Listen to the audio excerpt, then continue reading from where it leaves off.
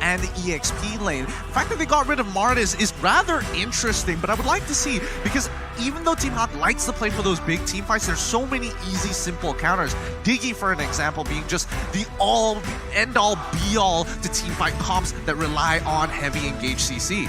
I like that they took out the Benedetta as well, right? Because of the Takashi game that we saw earlier. So as we get further in the tournament, you'll start to see those respect bans come out, and we're already seeing them in day 2 here. Last ban, though, from RRQ Akira is going to be that carry here, who we've seen picked up quite a bit of time. And just like we saw with Benny Cutie, the amount of damage and attack speed you can build on the carry deserves that ban right now. For sure. Right now, I'm sweating for Team HAQ. At some point, they need to lock in a hero for Panda relatively early on. Joy's still available, but it looks like Glue, of course, going to get locked in for the side of Team HAQ. At least Lola, I know for sure, is comfortable on this hero.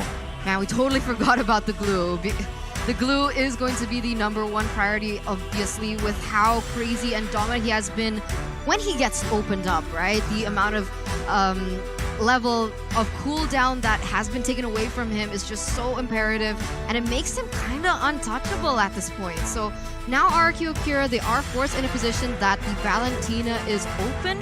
Are they going to go for it themselves, or are they just going to go in for the other prio heroes? I think Valentina, they might want to hold off on. Pharma seems to be a more optimal pick, especially when you're up against the Glue. Although we did see day 1, there were a couple of moments where it's a bit awkward. So for now, they're going to be locking in the Valentina. I think that's not a bad pick regardless, but also the Joy. So I'm wondering if this Joy, we're going to see Joy again go in the jungle here in the hands of King. It could be a possibility. The Valentina still, I think it is a good priority pick, but you want to be able to ensure yourself that you're not cut off from the ultimates that you need. You still have to play around that like we saw in the previous matchup. And usually, more often than not, you have at least 2 choices of ultimates to take, and that's really up to you or your team on how do you utilize that, right? So again, those choices are going to be here for RRQ Akira to make. But also on the other side, Team HAQ, now they've got to decide what their next 2 picks are going to be for the first phase of this draft. And there you go, it's locked in. It's going to be Dairoth's first appearance here so far in M4. And there's the Kadita, who we've gotten used to seeing up to this point. I respect it. I respect it a lot. The fact that Glue is already locked in, we know for a fact that Dairoth is going to go into the jungle, and that means Gary is going to be quite proactive throughout this game. So RRQ, they need to start thinking of ways to either slow down Gary, and that could be done in 2 ways. Lolita as a way just to, target lock stun, and then make sure you disengage with the Numenon Blast later on, or look for a more invade-heavy, priority-focused composition, looking to push the enemy back, and then invade their jungle and steal resources. I'm thinking, right? Because with the Kadita being picked up, they are going to rely a lot on that early game pressure. They need to find these pickoffs. And before they go into the second phase, they've actually picked up the Claude. That leaves very little options for Panda. I mean, look at the bans so far. The Wanwan, the carry, they take away the Claude. That leaves Beatrix, which is most probably going to get banned out. Leslie's also gone too. So again, the gold lane hero options are getting narrower and narrower. But here's the thing, you don't necessarily have to pick a marksman for the gold lane. That's something that we're seeing here kind of from some teams, right? And that's the thing, does Panda have something in his repertoire to play that's not a traditional marksman for the gold lane? Well, here's the thing, I'm not 100% sure about that, because Panda has been known to be playing a lot of different marksmen prior to this. There has been arguments that yes, he could have been able to play jungle for himself if it wasn't for Gary, who took that spotlight, but still, it's going to be tough, because what is left open? Even if you want to play something like Hayabusa, it's a rough match when you're against someone as safe as Claude. Battle Mirror Image, I'm out. Doesn't matter what you pick, as long as I live. Oh, really good ban here. It's going to start limiting themselves, though. RRQ Akira, with the Leslie being taken out, we don't have the Wanwan, so what does that leave us? Popo Kuba. Yeah, we saw that yesterday. Harris yesterday, if I'm not mistaken. Oh, that's a good point. Yeah. That never crossed my mind. Yes, Panda can actually play the Harith. I'm not sure at what level it is, and especially when you're at M4, it might not necessarily be enough. It's really up to his ego and confidence. I feel like more so the Harith was, when we saw that yesterday, it was just a good option to play around that opponent real-world manipulation, because then you're forcing that situation where usually it's a disadvantage in that box, right? The death box, but now with the Zaman Force, it worked out really well. And you might, if you did lean towards a mage gold lane, it might be a little bit too much magic damage, where then you see that really countered with the itemization from RRQ Akira here. You can see last couple bans though that came out was going to be the Kaja as well as the Atlas here, and right away the Cho is locked in for RRQ Akira. Very, very nicely done. All right, so with the armor shred coming in from Dairoth, I'm thinking maybe Irithel doesn't look too bad in this particular situation. Having a lot of movement speed really helps to cut your opponents like Cho, running away specifically from Claude, and particularly the Joy, which is rather frustrating because you want to slow her down, but you know, with her ultimate, she says, no, I'm going to keep running at you. So what do you think about the Irithel in lane with the Claude? I mean, we've seen the matchup happen tons of times. Claude usually has a bit of an advantage once he hits level 2, but prior to that level 1, it's all about that first initial trade. So, let's say, gold lane, it pushes into Claude, no problem, I hit level 2, then it's smooth sailing. We're gonna see here the next two picks. It's actually gonna be Brody as well as the Hilda. Okay, I like the Hilda pickup, right? We've seen how much of a nuisance Hilda can be, but yesterday when we had that preview, it was also paired up with a Masha. So this time it's going to be a little bit of a nuisance, I feel like, for RRQ Akira, especially is this Joy going into the jungle, right? That's something that they have to keep in mind. But I do also like the Brody pick, because at least you can work with the space that he has and then just kind of fade away torn apart memory. But hold on, RRQ Akira gonna lock in a Terizla. Learning from their brothers here. R7 brought it out themselves against the glue. Let's see how effective it is once more, this time on Takashi.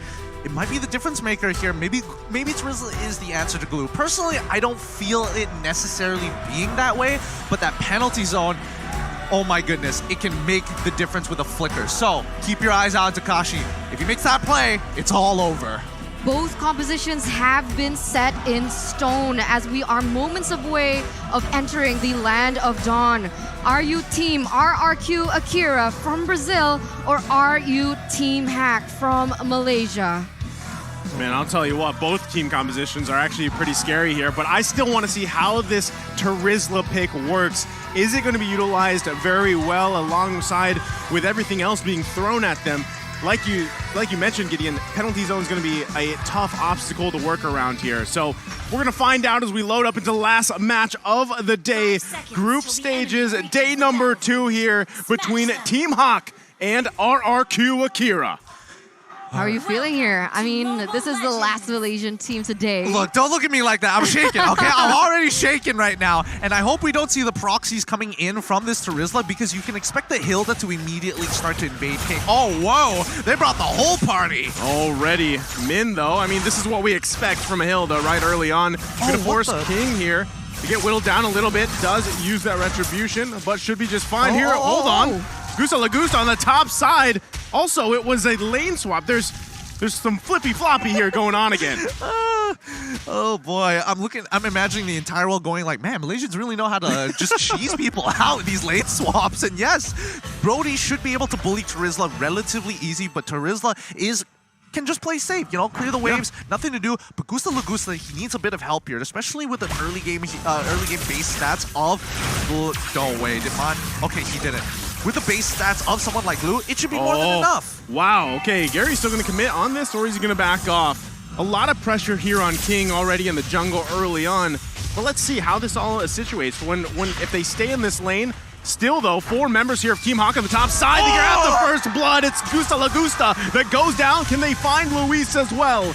Min has to back off. He's quite low, but already first blood for Team HAQ. Beautiful, beautiful pressure from Team HAQ here. They know exactly the winning conditions for RRQ Akira, and that's going to weigh heavily on how Gusta Lagusta is able to farm. And in this early game, he's already been taken down once. They already have a lot of damage onto this tower in the top side, and they're going really crazily more onto this. They're getting hyper aggressive here. I think they're going to proxy this wave. They might even, honestly, if they wanted to, they could have broken the first turret and traded for the turtle, but instead, they're going to run down and focus on these neutral objectives. Oh, Takashi. Oh, Team HAQ making their way down to the turtle pit here. They're going to find the target, and Takashi falls here with the setup. Now it's Saijin here. King's still going to be working on the turtle. The rest of the team coming to join the party. Can they grab it? It's King that gets the turtle with retribution. They're going to force the flicker out from Saigon.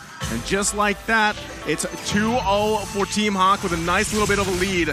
Min's got to be careful here too, still making the pressure for King on this purple buff. RRQ Akira need to find a way to slow things down, right? Because right now they're playing exactly into the tempo that Team HAQ wants them to. And Min is so confident enough that he can go in 1v4 and he doesn't care. As long as he's able to deter the rotations from King, he's doing the perfect job. Yeah, I mean, he understands his only problem is, oh, if I'm too low and then I get CC'd, that's when he has a problem. So he's keeping a very close eye on Luis. The moment he moves, he can tell the rest of his team where they should expect the upcoming battle, which is on the top side of the map. Okay, they're going to focus on Man here. He takes a little bit of damage, should be able to heal back up, uses the rough waves as well. Gets out of dodge for now, but still into the jungle we go. It's Min continuing on being a nuisance, but King's had enough. Can he get the kill? Here's going to be working on it. Lola there to help him out.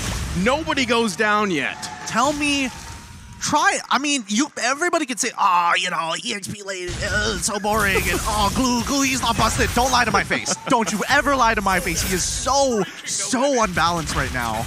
Well, he's going 2 versus 1. Gets the way of the dragon just to disengage. But yeah, wouldn't you rather see this than the Esmeralda or Uranus matchup we always used to see before? Yeah, true. I mean, like, how many seasons did we see the Esme Dairoth or Esme Uranus? Hey, right? look, as the M series historian here, I'm tired of seeing Lunox Harith. You know, that was a very good amount of a long time. Same goes to Brock, but hey, you know, in this particular situation, at least Glue brings a bit of color.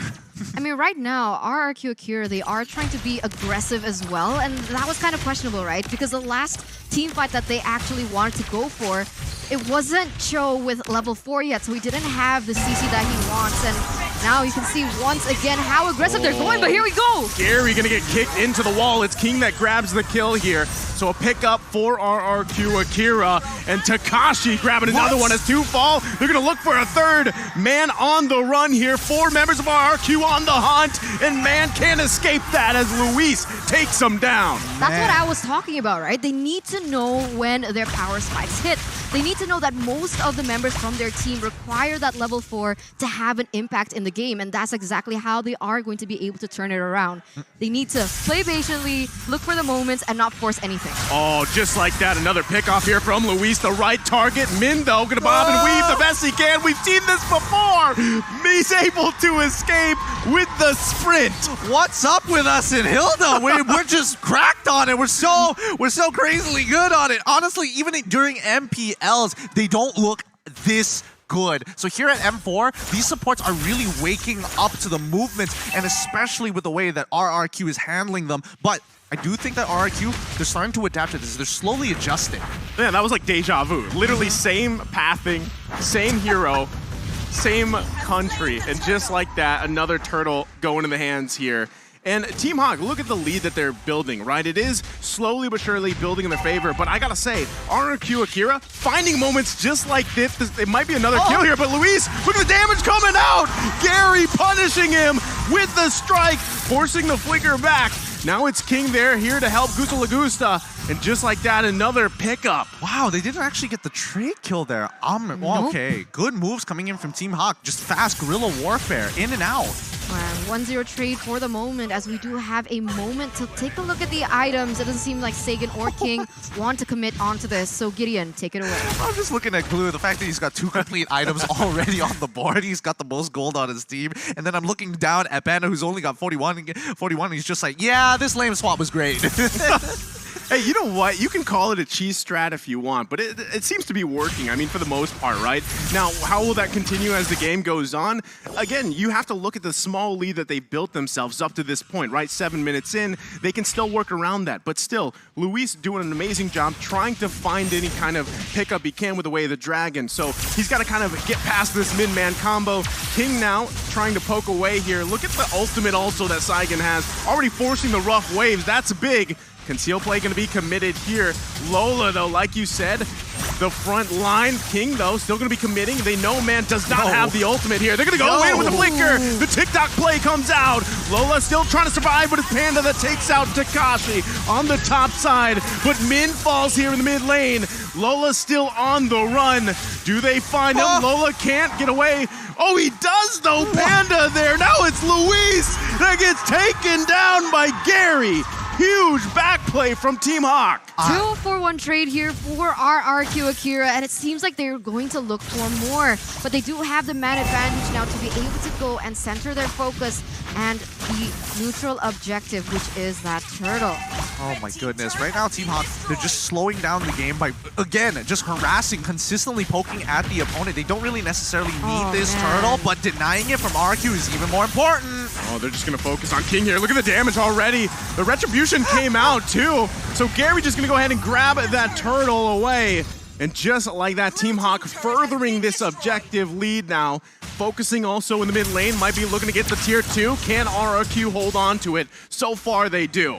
Oh, this is an exciting match, and honestly, with Team HAQ, the way that they're playing, again, a series of unfortunate events for RRQ. While they were actually looking for that engage in the previous fight, Team HAQ were actually opting to go for a lane swap. So they caught Lola midway into the river, while you see someone like Brody Panda just taking out the first turn, coming down to join the fight, and cleaning up what he can. Yeah, that sucks. Yeah, it's just... That sucks. Like, what can you do? Plain like, and simple. You look at the VOD, imagine, like, Brawl sitting there is like, well, I mean, that's just awkward timing, right? What can you really say? Oh, I mean, on top of that, Gary now already has a Malefic Roar, so that is more so going to be shredding into the members of RRQ Akira here.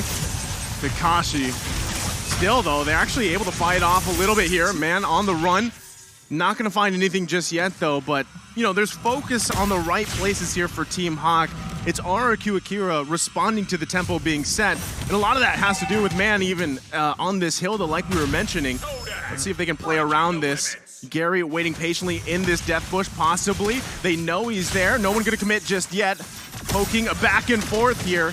As everybody goes back, Lola, though, has to split out of there. All right, we need to talk about the compositions right now. So, because as good as Team HAQ looks right now, in the later stages of the game, they're going to get outscaled by RRQ. Brazil, and oh, they're not going to dive this, are they?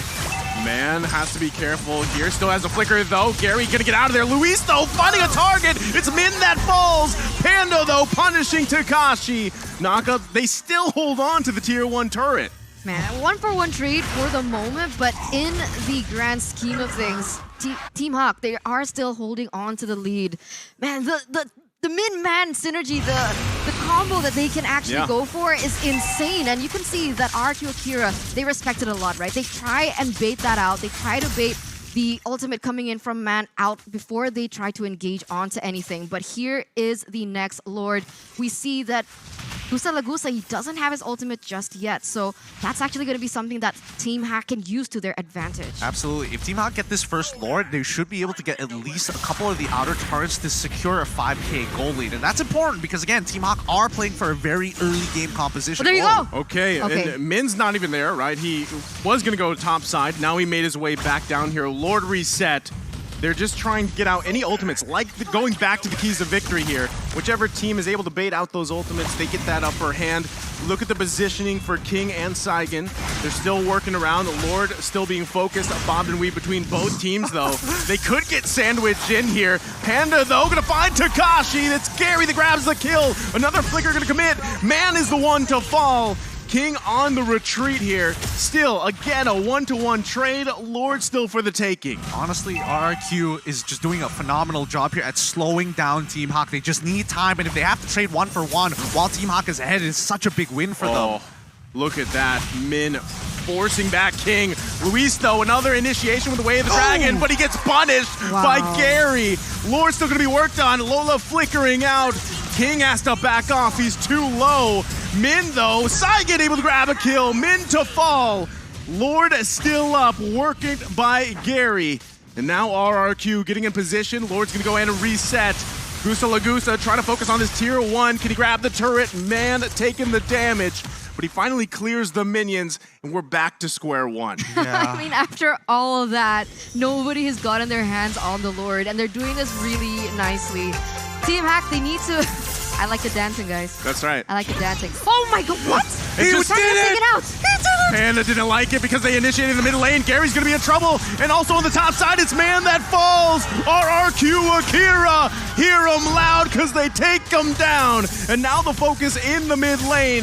Tier 1's gonna fall, and now the Lord for the taking. Now that's what I wanted to mention before everyone started dancing here on the caster desk, is the fact that Team HAQ, they need to respect the damage output coming in from Gusta Lagusta because he has already reached that item power spike. The Golden Staff is already there, already dealing a lot of damage, and when they clump up 5v5, they might have a better odd at struggling. And now you can see that they've already acquired the Lord, and RRQ Brazil instantly going to be able to take away that early lead that Team HAQ initially had for themselves. Yeah, we're going to see the replay in a little bit, but you're going to, after this, RRQ Akira are going to start snowballing out of control. The scaling is really starting to make a difference here, and with a lot of the engagements happening in towards this mid-game to stall it out until that item power spike, it's putting a huge stall on Team HAQ's plans. They need to end this as quick as possible because at the end of the day, Panda, he has to only farm. And even at max items, he doesn't scale as hard as Gusta Lagusta.